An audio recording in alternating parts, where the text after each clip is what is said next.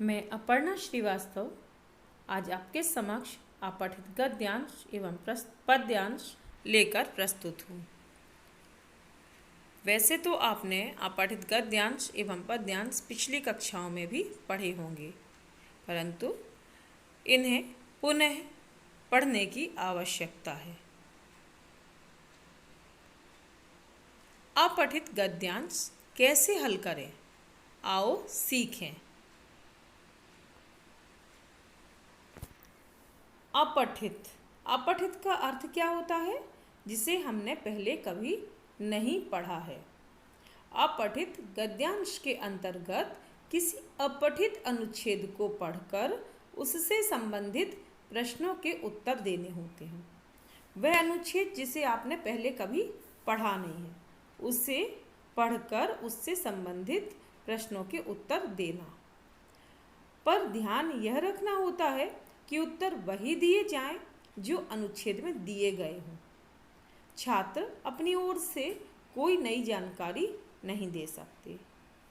यहाँ बंधन होता है इस बात का कि जो कुछ अनुच्छेद में दिया है उसी के आधार पर आपको उत्तर देना है। भले ही आपको उस प्रश्न का कोई दूसरा उत्तर भी आता हो, परंतु वह उत्तर आपको नहीं लिखना है।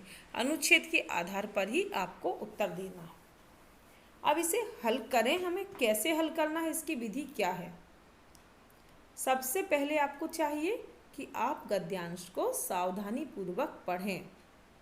यदि कुछ शब्द या वाक्य समझ में ना आए तब भी आपको घबराना नहीं है। पहले शांति से पूरे गद्यांश को आपको पढ़ लेना है। जो समझ में ना आए उसे एक बार मार्क कर लें, लाइन खींच लें कि यह शब्द हमें समझ में नहीं आया। फिर पुनः पूरे वाक्य को पढ़ने की कोशिश करें। तो जब आप वाक्य पढ़ेंगे तो शब्द का अर्थ या उसके आसपास की स्थिति में आप पहुंच पाएंगे। अब नीचे दिए गए प्रश्नों को पढ़ें। गद्यांश के साथ प्रश्न दिए होते हैं। एक बार आपने गद्यांश पढ़ा, उसके बाद आप प्रश्न पढ़ें। इसके पश्चात आप प्रश्नों को ध्यान में रखते हुए अनुच्छेद को फिर से पढ़ें। यानी आपके दिमाग में वो प्रश्न हो, उन प्रश्नों को जिन्हें आपने पढ़ा है उनको पढ़कर फिर अनुच्छेद को पढ़ना है।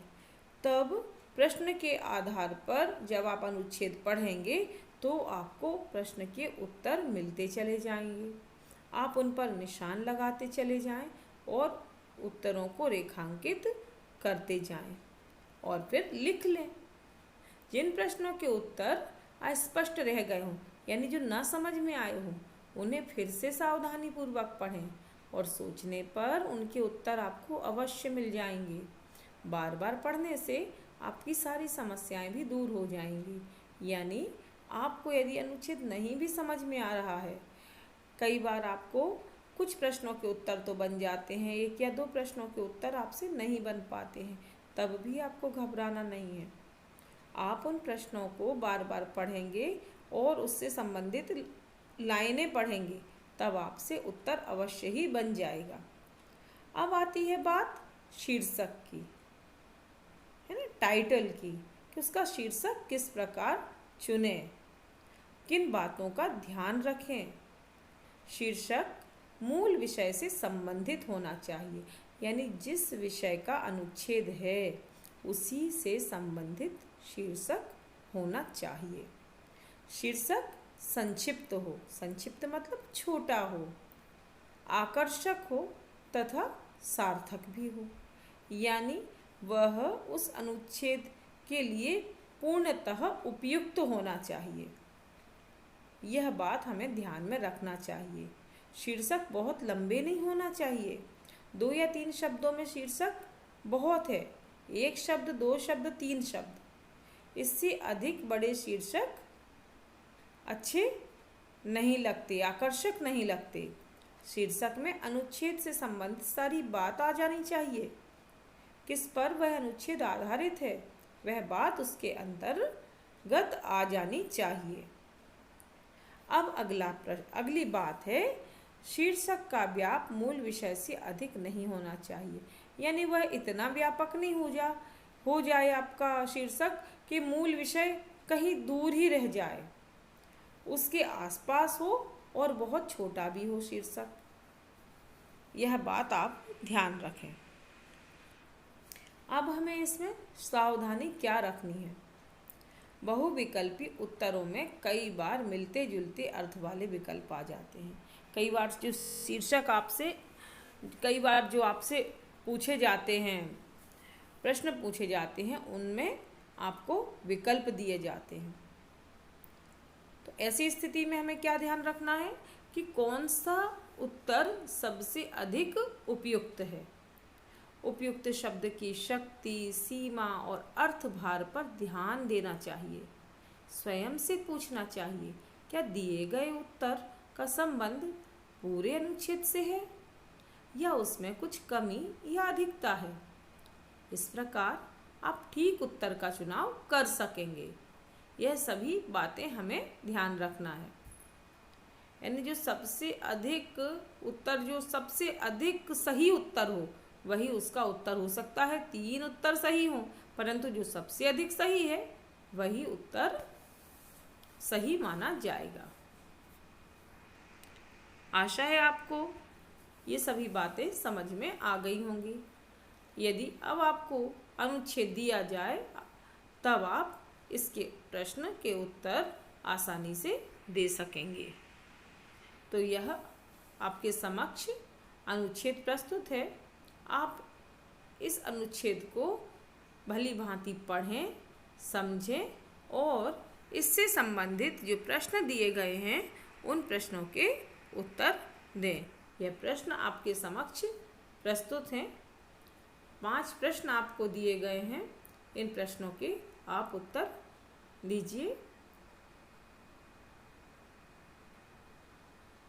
अब अगली बात है अपठित पद्यांश की कि अपठित पद्यांश हम कैसे हल करें। आओ सीखते हैं। तब अपठित काव्यांश भी गद्यांश की भांति ही बिना पढ़ा अंश होता है। यानी जिस कविता को आपने नहीं पढ़ा है, अपने पाठ्यक्रम में आपने कभी नहीं पढ़ा, हो सकता है कई बार अपठित में आई हुई कविता आपने कहीं और पढ़ी हो, परंतु वह आपके पाठ्यक्रम के बाहर होती है। इसके द्वारा छात्रों की काव्य संबंधी समझ का मूल्यांकन किया जाता है। यानी आपको कविता की कितनी समझ है, इसे जांचने के लिए अपठित काव्यांश दिया जाता है। इसके अंतर्गत विषय वस्तु का भी मूल्यांकन किया जाता है। इसकी क्या विषय वस्तु है, वह आपको समझ में आई अथवा नहीं, इस बात का भी मूल्यांकन अपठित काव्यांश के द्वारा ही किया जाता है। अपठित काव्यांश के अंतर्गत काव्य पंक्तियों का भावार्थ समझकर उत्तर देना होता है। इसमें काव्य के भाव सौंदर्य के आधार पर प्रश्नोत्तर होते हैं। विद्यार्थियों को किन बातों का ध्यान रखना चाहिए, आओ जानते हैं। बच्चों, सबसे पहले पूरे काव्यांश को शांति के साथ पढ़ना है। यानी यहाँ वहाँ दिमाग नहीं दौड़ाना है। आपको शांति से काव्यांश पढ़ना है। यदि उसका भावार्थ समझ में नहीं आ रहा है तो भी घबराना नहीं है, उसे पुनः पढ़ना है। इस बार शब्दों पर ध्यान देकर उनका अर्थ समझने की कोशिश करना है। पहले एक बार पढ़ लीजिए पूरा, दोबारा जब पढ़ें तब उसका अर्थ समझने की कोशिश करें। अब बात क्या है इसमें, मूल बात क्या है? मूल बात ये है कि आपसे आशा नहीं की जाती कि आप कविता की एक एक पंक्ति का अर्थ लिखें, एक एक शब्द का अर्थ आप बता पाएं, क्योंकि ये आपके पाठ्यक्रम के बाहर का है। अतः आपसे इतनी कहना चाहिए कि आप लोगों से इस तरह की कोई आशा नहीं की जाती है कि आप इन सब प्रश्नों के उत्तर दें। आपको इनके उत्तर देने की आवश्यकता भी नहीं है और ना ही ये उत्तर ना बनने के कारण व्याकुल होने की, निराश होने की जरूरत है। अब आप काव्यांश के नीचे दिए गए प्रश्नों को पढ़ें और उसके उत्तर पद्यांश को पढ़कर तलाश करने की कोशिश करें। आप यह ध्यान रखें कि काव्यांश की विषय वस्तु क्या है और उसके भावार्थ मोटे अर्थ में क्या बन रहे हैं। यानी आपको जो चीज़ें समझ में आ पा रही हैं क्या, उसका मूल भाव समझ में आ पा रहा है और वह समझ में आ पा रहा है, तब आप उसके उत्तर आसानी से दे पाएंगे। तो ये सब चीज़ें यदि आप याद रखेंगे, ध्यान रखेंगे, तब आपसे काव्यांश के उत्तर बन जाएंगे। अब आपके समक्ष एक कविता प्रस्तुत है। इस कविता को आपको पढ़ना है और इससे संबंधित जो प्रश्न दिए गए हैं उनके उत्तर आपको लिखना है। कविता कुछ इस प्रकार की है।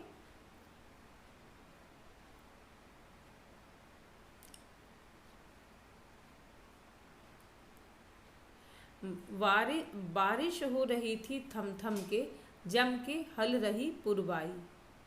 लिया कृष्ण ने जन्म देव की पति से बतलाई। कहीं पहरेदार जाग न जाएं, बच्चे को गोकुल दो पहुँचाई। वासुदेव हुए जल्द तैयार, ना पल की देर लगाई। चले टोकरी में लड़का रख के, पग धीरे धीरे धर के। भादो मास की रात अंधेरी, राह में कुछ न चमके। गलियारे सुने चुपचाप, मन में उठे हिलोरे डर डर के। मन ही मन बातें करते, गोकुल की सूरत लगाई। जमुना बीच उतर के, धोती ऊपर सुगनाई। जमुना भर रही खूब उफान, पार कुछ देता नहीं दिखाई। लटका दिया कृष्ण ने पैर, यमुना नीचे उतर आई। शेष नाग लगाए रही छतरी, कृष्ण रहे मुस्काई। भादो मास का कृष्ण पक्ष, कृष्ण जन्माष्टमी कहलाई। इस रात हुआ दिव्य प्रकाश, उसकी याद जाती दोहराई। बंधन से मुक्ति मिलती है, करके रात जगाई। भक्ति से मन भर आता है, कृष्ण अमृत दो बरसाई। यह कविता है बच्चों। आशा है आपको इस कविता का भावार्थ शीघ्र ही समझ में आएगा और आप इसके उत्तर दे पाएंगे। चूँकि यह प्रथम अपठित काव्यांश है, अतः विषय ऐसा दिया गया है जो आप समझ भी सकें और जिसको समझकर आप उत्तर भी दे सकें। आशा है आपसे इसके प्रश्नोत्तर बनेंगे।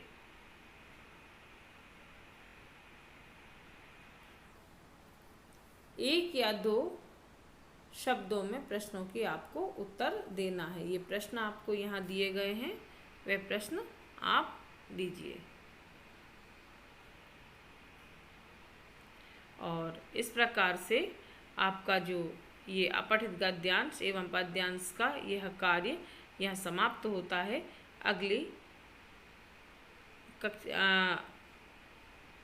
अगली वर्कशीट के साथ मैं पुनः आपके समक्ष उपस्थित होंगी। तब तक के लिए अपना ध्यान रखिए और अपने घर में सुरक्षित रहिए। धन्यवाद।